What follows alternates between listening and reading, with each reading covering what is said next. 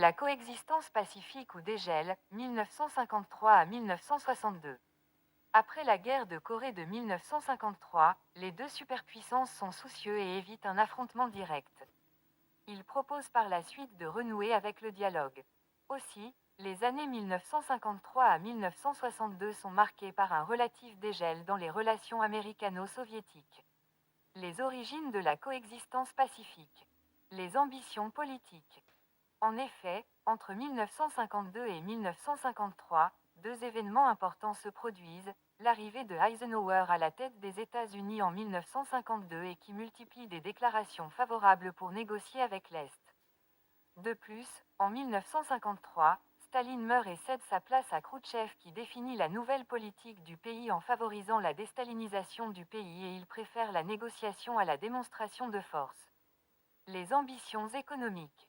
L'URSS développe l'agriculture et l'industrie afin de favoriser la consommation et ainsi développer l'économie. Ces mesures visent également à rattraper l'industrie et le niveau de vie des États-Unis.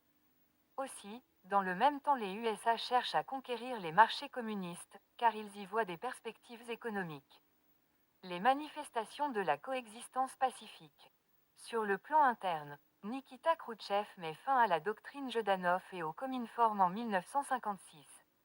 Il consacre l'autonomie des démocraties populaires et reconnaît l'indépendance du tiers-monde, tout en soutenant la décolonisation.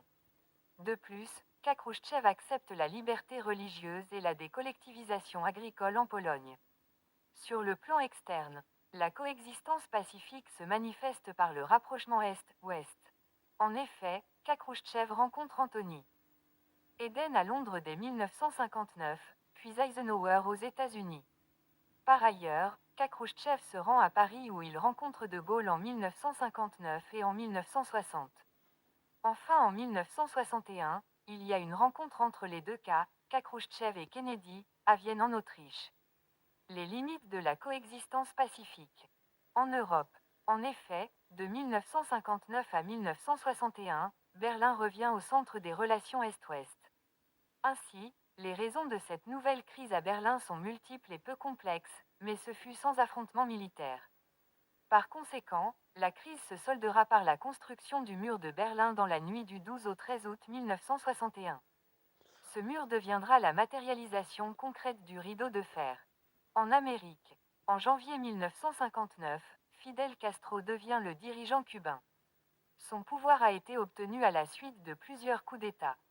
Ainsi, les États-Unis, sous Eisenhower, rencontrent des problèmes avec le jeune Castro aux tendances communistes très engagées. Notamment par son rapprochement avec l'URSS et l'installation des rampes de lancement des missiles soviétiques à Cuba, qui par la suite déclenche la crise de Cuba.